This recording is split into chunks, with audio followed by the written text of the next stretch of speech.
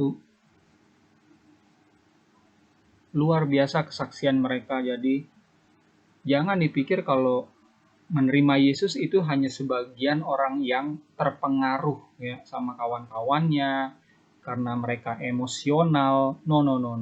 Ini adalah orang-orang yang berpikir secara logis, yang tidak bisa memutuskan hanya berdasarkan perasaan. Tapi inilah orang-orang yang berpikir kritis. Mengapa mereka harus berpindah keyakinan? Dan pada saat mereka berpindah, kesaksian mereka itu didengar oleh jutaan, ribuan orang, ya, termasuk dari kalangan Yahudi. Oleh karena itu kesaksian mereka ini mempengaruhi Yahudi yang lain, gitu.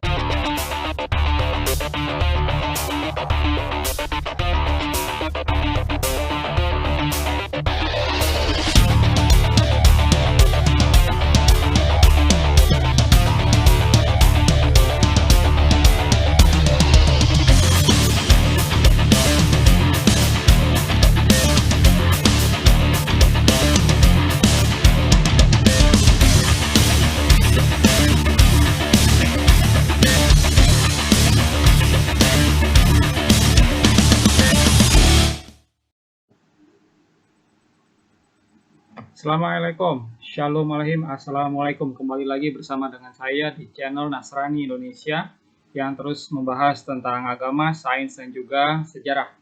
Pada kesempatan yang baik ini kita coba singkirkan dulu poin tentang sains. Saya ingin mengulas suatu fakta sejarah mengenai sosok Yesus yang diterima oleh kaum Yahudi. Jadi topik kita pada saat ini adalah hoax Yahudi menolak Yesus. Ya, pernyataan dari non-Kristen, baik itu dari Yahudi maupun dari rekan-rekan Muslim, banyak sekali terlontar dari mulut mereka, dari pernyataan mereka yang mengatakan kalau Yesus itu ditolak oleh Yahudi. Nah, ini saya bantah, saya akan share data-data sejarah kalau sebenarnya Yesus itu diterima. Memang benar, tidak semua Yahudi menerima Yesus. Wajar saja. Rabi-rabi Yahudi juga demikian. Tidak semuanya menerima ajaran yang datang dari mulut mereka, dari pemikiran mereka. Pasti pendengarnya terbelah menjadi tiga. Yang pertama menolak, yang kedua menerima, yang ketiga ragu-ragu. Sampai sekarang pun demikian. Semua tokoh-tokoh agama pada saat mewartakan kabar baik ya atau ajarannya ya, selalu saja tidak semua pendengarnya bisa menerima apa yang dia sampaikan. Demikian juga Yesus. Jadi Yesus tidak berkarya kepada robot ya. Kalau robot switch on semua, nyala semua, tidak punya free will. Tapi pada saat Yesus hadir, dia hadir di tengah manusia yang memiliki free will. Itulah manusia, bedanya dengan robot, ya. Jadi manusia punya free will, kehendak bebas untuk menentukan apakah mereka mau terima, mau menolak, atau ingin menguji. Dengan kata lain, sedang dalam keadaan ragu-ragu. Baik, saya akan share data-data dalam sejarah yang menyatakan banyak umat Yahudi yang menerima Yesus dari dulu sampai sekarang. Saya mulai dengan menjelaskan ada beberapa poin yang akan saya sampaikan dalam video ini. Yang pertama, banyak Yahudi yang menerima Yesus di abad 1. Lalu siapa saja Yahudi yang percaya Yesus di zaman modern? Ketiga, data populasi Kristen di Israel. Yang keempat, langkah-langkah sebenarnya yang dilakukan Yahudi atau pemerintah Israel untuk membendung pemurtatan ini. Saya akan share. Yang pertama, data Yahudi yang menerima Yesus di abad 1. Ya, perlu dipahami kalau murid Yesus itu pada awalnya adalah Yahudi. Ya, berdarah Yahudi. Ya, memiliki darah Israel. Ya, Yesus itu fokus melayani bangsa ini, tidak keluar ke bangsa non-Yahudi dulu. Oleh karena itulah, ya, pada saat dia menceritakan ya, tentang ajarannya, orang-orang Yahudi ini banyak yang menerima dia. Ya, saya ambil contoh dari ayat Yohanes 11 ayat 45. Banyak di antara orang-orang Yahudi yang datang melawat Maria dan menyaksikan sendiri apa yang telah diperbuat Yesus, percaya kepadanya. Lalu ayat yang lain, Yohanes 12 ayat 11, sebab karena dia banyak orang Yahudi meninggalkan mereka dan percaya pada Yesus. Yohanes 8 ayat 31, maka katanya kepada mereka Yahudi yang percaya padanya, jika kamu tetap dalam firman-Ku, kamu benar-benar adalah murid-Ku. Ya, ini perkataan-perkataan Yesus. Oke, saya ambil contoh lagi di Kisah Para Rasul 2 ayat 41. Ya. 41 terus ke bawah ya. Nah, ini dia. Orang-orang yang menerima perkataannya itu memberi diri dibaptis dan pada hari itu jumlah mereka bertambah kira-kira 3.000 jiwa. Ini di Yerusalem pada saat masa Pentakosta atau hari lahirnya jemaat, lahirnya gereja tahun 30 Masehi. Pada saat Rasul Petrus mengabarkan Injil di kota itu, 3.000 orang ya menyerahkan diri untuk dibaptis. Itu jumlah yang luar biasa pada saat itu. Sampai sekarang juga ya 3.000 jiwa itu berapa bus ya. Ini angka yang luar biasa. Ya. Pelayanan-pelayanan Paulus ya itu juga membawa banyak orang Yahudi juga jadi menerima ajaran Yesus gitu ya. Saya coba 16 ayat 1. Paulus datang juga ke Derbe dan ke Listra. Di situ ada seorang murid bernama Timotius. Ibunya adalah seorang Yahudi dan telah menjadi percaya. Ya, ini Timotius ibunya percaya. Lalu Kisah Rasul 15 ayat 5. Tetapi berapa orang dari golongan Farisi yang telah menjadi percaya, ya. Kisah Para Rasul 20:21, aku senantiasa bersati pada orang-orang Yahudi dan orang-orang Yunani supaya mereka bertobat kepada Allah dan percaya pada Tuhan kita. Roma 1 ayat 16, sebab aku mempunyai keyakinan kokoh dalam Injil karena Injil adalah kekuatan Allah yang menyelamatkan setiap orang yang percaya, pertama-tama orang Yahudi dan juga orang Yunani. Memang pada abad 1 ya sampai ke pertengahan fokus pelayanan para rasul awal itu kepada orang-orang Yahudi, baru ya selebihnya bangsa-bangsa. Ya, saudara bisa cek lagi ya di dalam pelayanan atau tulisan dari Rasul Paulus, kalau pelayanan beliau ini membawa juga banyak orang Yahudi percaya kepada Yesus di abad 1. Oke, jadi tidak benar kalau Yesus ini ditolak. Ya, kalau ada yang bilang ditolak sebagian, memang iya. Ya, semua tokoh-tokoh agama juga ditolak oleh sebagian manusia. Ya. Oke, setelah ini ya kita lompat ke zaman modern itu seperti apa di bagian kedua. Siapa saja yang telah menerima Yesus sebagai Tuhan Juru Selamat mereka dari kalangan Yahudi. Di sini ada data dari Wikipedia yang saya ambil. Judulnya adalah List of Converts to Christianity from Judaism. Jadi ada list orang-orang yang murtad dari Yahudi pindah ke Kristen. Di sini ada list ya berdasarkan alfabet A sampai Z ya. Dari A ini Abdul Al-Masih, Abraham Abramson, Felix Derka dan seterusnya ya. Di sini juga ditulis tentang pekerjaan mereka atau latar belakang dari pendidikan mereka. Gitu ya. Dari A, B, C sampai Z ya. Ada 2 orang di kategori Z ini, Ephraim Zimbalist Jr. Jadi ada seorang aktor Amerika, lalu Israel Zoli, former chief rabbi of Rome. Jadi ada rabi dari kota Roma pindah ke umat percaya. Lalu setelah itu saya akan share juga ini data belakangan. Ya, saya share dulu dari YouTube ya. Kalau saudara-saudara cek ya, channel Just for Jesus ya, ini adalah suatu gerakan yang dimulai di abad 20 awal lah gitu ya. Dan dari pelayanan ini itu banyak orang Yahudi yang akhirnya terbuka matanya sehingga mereka sadar kalau Mesias yang mereka selama ini nantikan itu sebenarnya sudah datang 2000 tahun yang lalu ya.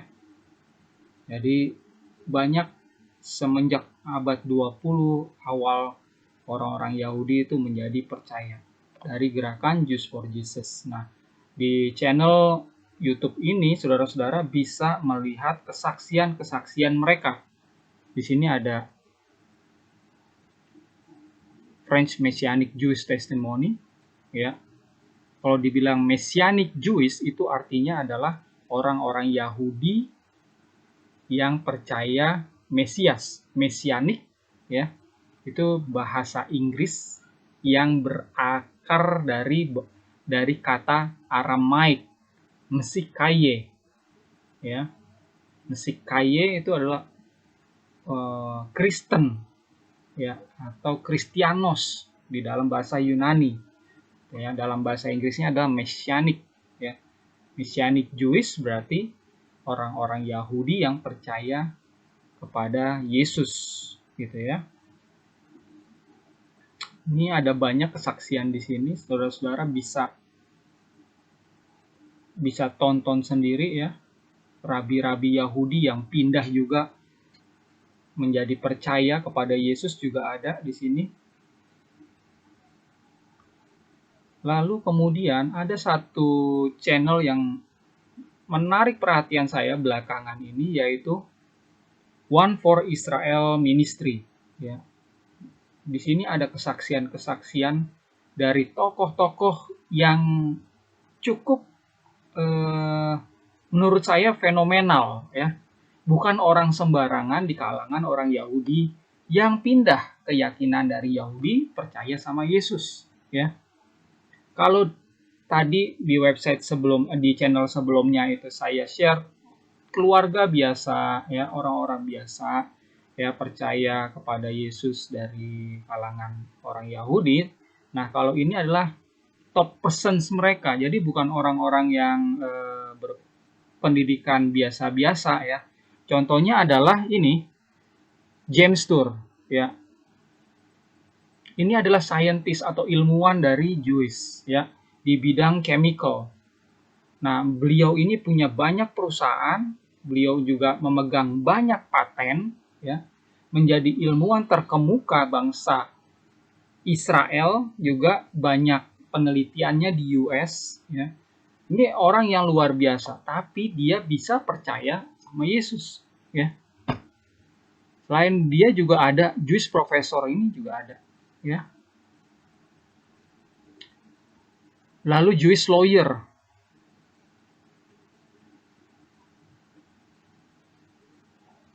Ada lagi di sini. Ya.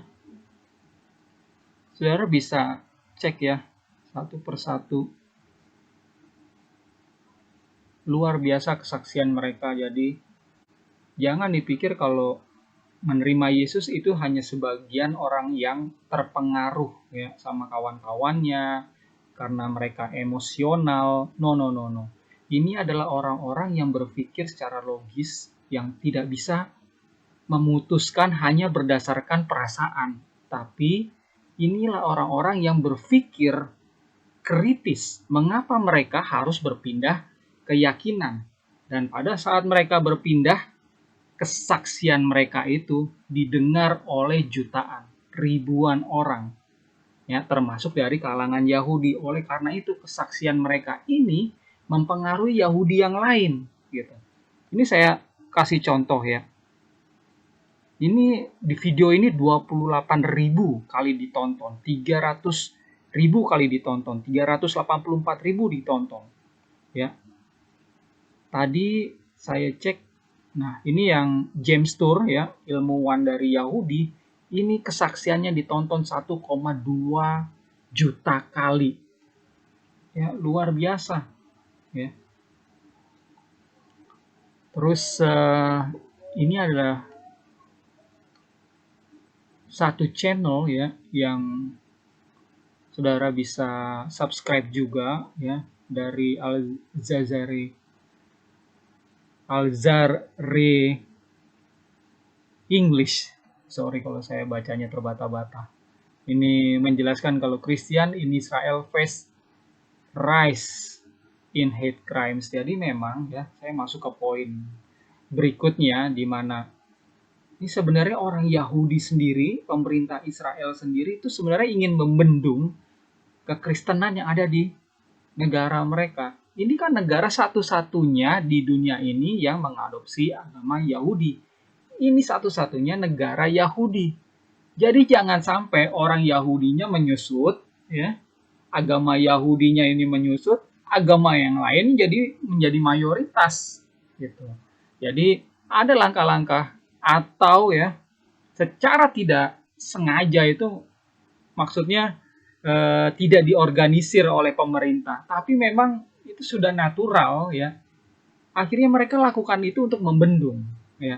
Jadi memang ada hate crimes ya, ada orang-orang Yahudi tertentu ya, itu yang memang membenci penginjilan ini dan melakukan banyak cara ya, melakukan persekusi juga supaya orang-orang Kristen atau Mesianik Jewish di sana itu merasa diteror gitu ya, merasa tidak nyaman untuk beribadah, untuk menyatakan pendapatnya tentang Yesus gitu ya. Nah, saudara bisa tonton videonya di sini. Ya, saya tidak akan putar. Lalu kemudian ini adalah website ya.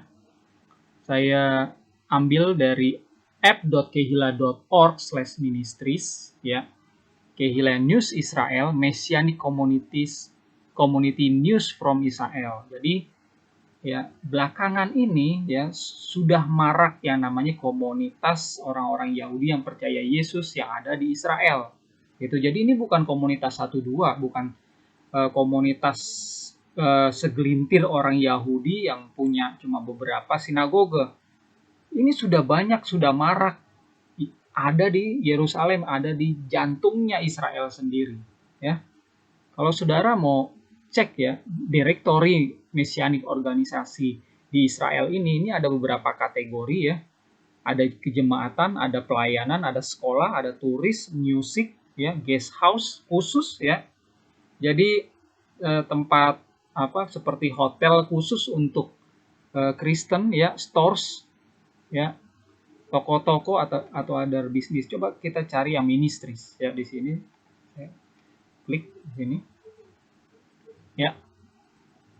Di sini aja sudah ada banyak ya, Abundant Bread of Salvation, Future and Hope Ministry, Anchor and Hope Family Counseling Center, Ark and in the Negev Ministry, Asken Carmel, Aviv Ministry, Beat Chaim Ministry, Behold Israel Ministry, Beit Ha Yeshua Ministry, Beit Nich Shayon Nitzah gitu ya, mungkin pelafalannya saya agak berbeda, sorry ya. Bible Society Israel Ministry, Bridge of Peace, ini banyak sekali ya. Ini areanya juga bisa ditentukan di mana. Kalau congregation coba kita lihat, ini tadi ada 88 result ya. Kalau yang congregation itu ada 73 result ya. Kalau ini kejemaatan, berarti memang ada sinagoganya.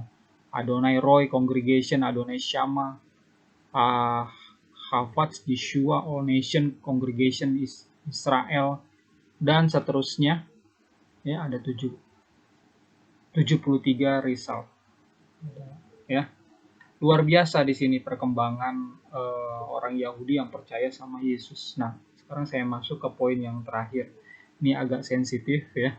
Saya pernah diskusi sama orang Yahudi dan benar-benar rasanya emang ya nggak bakal gampang diterima data ini ya. Jadi pasti menolak. Ini coba dilihat ya. yang namanya ada satu stasiun TV namanya GoTV yang memang ini tujuannya adalah broadcast kesaksian untuk penginjilan. Nah, dengan kata lain ya, kalau ini ada di suatu negara, itu pasti tujuannya adalah bagaimana sebanyak-banyaknya orang non-Kristen convert jadi Kristen. Ya, itu tujuan utamanya adanya GoTV yang ada yang berpusat di Inggris ini. Dan pada saat masuk ke Israel, GoTV ini tentunya ya tujuannya adalah supaya ya orang-orang Yahudi yang belum percaya Yesus, yang belum mengenal Yesus itu bisa melihat kesaksian-kesaksian terutama dari rabi-rabi Yahudi yang menjelaskan dari kitab suci mereka siapa Yesus. Dan berkat pelayanan GoTV ini memang penginjilan spreading the gospel itu luar biasa ya di Yerusalem, di Israel, sampai akhirnya pemerintah Israel itu menutup ini ya.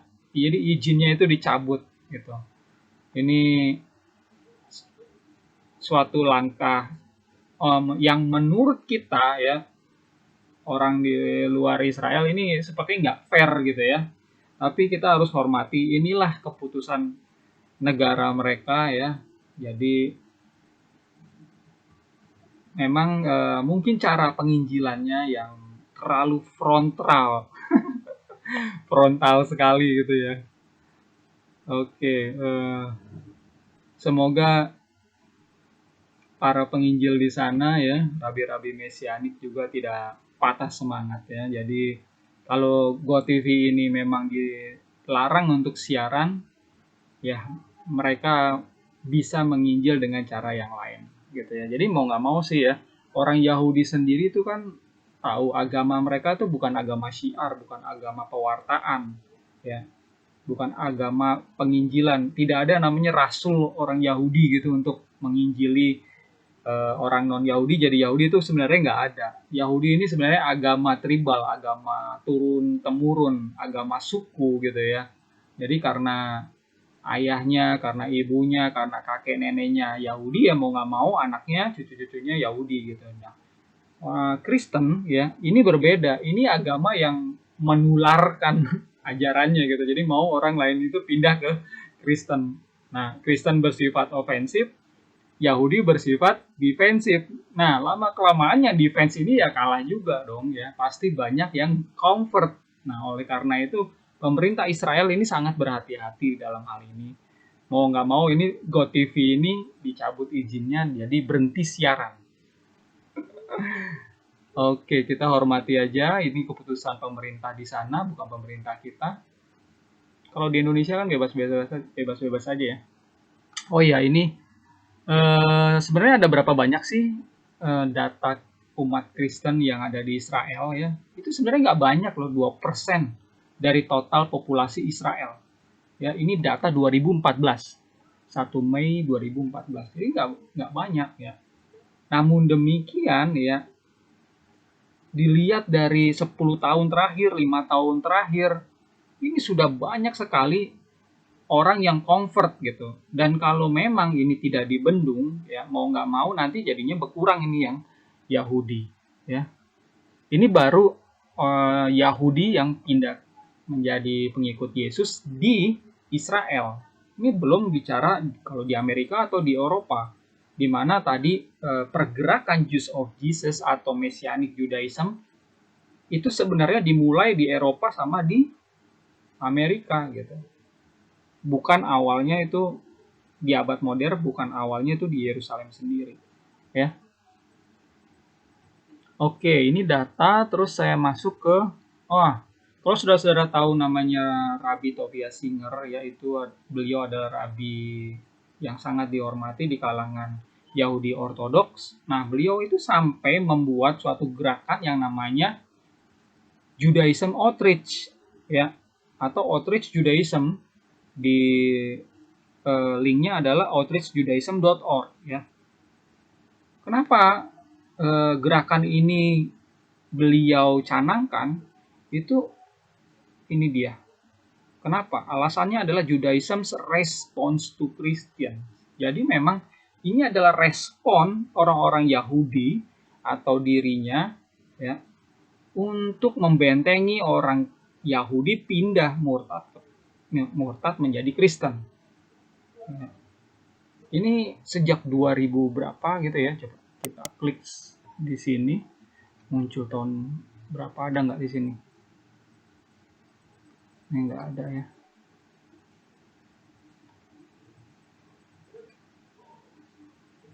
Oke, ini kalau nggak salah 2004 gitu atau 2002 ya. Oke, terus saya share juga. Nah, ya. Kalau saudara-saudara lihat ini berita yang sebenarnya tahun 2010, 7 April ya, Holy Spit. Why do ultra-orthodox Jews spit at Christians? Jadi memang ada persekusi yang tadi saya sudah sebutkan ya, yang berupa itu luapan tindakan ketidaksukaan orang Yahudi sendiri karena ada bangsanya yang pindah ke jadi pengikut Yesus, pindah ke Kristen gitu. Memang di dalam ajaran Yahudi sendiri ya, di dalam salah satu perintah dari Musa atau Torah Musa, itu memang ada perintah ya, barang siapa pindah agama ya, barang siapa murtad hukumannya adalah kematian. Nah, karena ini tidak bisa dijalankan lagi di zaman modern ini, oleh karena itu orang-orang yang merasa ya memiliki keyakinan ini meluapkan emosinya itu ya dengan cara seperti ini, disebut Holy Spit, jadi ludah suci gitu. Itu suatu sebenarnya pembenaran diri terhadap persekusi. Inilah yang terjadi supaya mereka bisa membentengi orang-orang Yahudi nggak pindah banyak ke dalam jemaat Kristen. Terus ada juga di sini, kalau tadi 2010, ini 2011, 7 November ya. Nah, ini udah masuk ke dalam pengadilan. Jadi si hakimnya di situ di Yerusalem ini sudah memutuskan kalau orang-orang Yahudi itu tidak berhak untuk mempersekusi orang Kristen karena memang negara mereka itu membebaskan setiap warga negaranya untuk memeluk agamanya masing-masing. Sama seperti di Indonesia gitu ya. Jadi memang tingkat persekusi itu sudah cukup tinggi, lalu ada yang membawa perkara ini ke meja hijau. Seperti itu. Di sini ada contoh lain ya.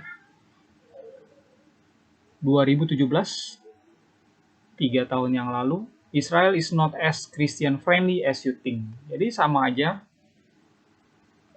beritanya ya, yang kalau kita baca ini yang menyatakan kalau sebenarnya ya nggak seperti apa yang kita bayangkan lah orang Yahudi ya. Mereka juga ingin agama mereka tetap mayoritas di rumah mereka. Mungkin mereka nggak jadi masalah kalau misalnya banyak orang Yahudi yang pindah Kristen di Eropa atau di Amerika ya. Tapi kalau di Israel sendiri ya, itu mereka cukup mencegahnya gitu ya. Jadi di sini ya, judul bagiannya adalah a criminal record ya, atau record kriminal. Israel also has a reputation for discrimination in area of crime solving. US State Department report on global terrorism discloses that in 2013 attacks by extremist Israel settlers were largely unprosecuted according to UN and NGO sources. Jadi ini ada ekstremis Israel yang cukup harus diwaspadai. Oke. Saya pikir itu aja yang sudah saya bahas ya. Jadi saya sudah membahas tentang hoaks Yahudi menolak Yesus. Jadi memang kalau dibilang kenapa Yesus itu ditolak sama Yahudi? Lupa. Yesus diterima oleh sebagian Yahudi. Kalau tidak semua Yahudi itu menerima, itu adalah hal yang wajar, hal yang lumrah. Kenapa? Karena memang setiap orang punya free will ya.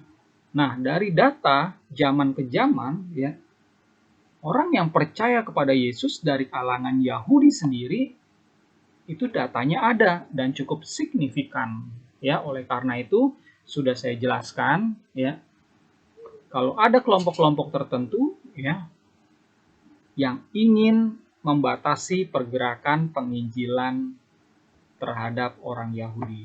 Baik, ini saja yang bisa saya sampaikan pada kesempatan kali ini. Semoga ini membuka wawasan kita dan saya harap ini tidak berujung atau tidak membuat para penonton, para pendengar ya, pemirsa channel ini menjadi orang yang antisemit. Bukan, saya tidak berharap saudara-saudara membenci orang Yahudi. Ya, Yesus mengajarkan berdoalah bagi mereka yang menganiaya kamu. Jadi, mari kita doakan mereka ya. Kalau mereka masih tetap mempertahankan iman mereka, juga mereka harus tetap kita hormati ya. Mereka adalah orang-orang yang baik juga sih sebenarnya. Saya melihat banyak orang-orang Yahudi yang terus bekerja untuk kedamaian dunia. Baik, saya undur diri. Assalamualaikum. Shalom alaikum. Assalamualaikum.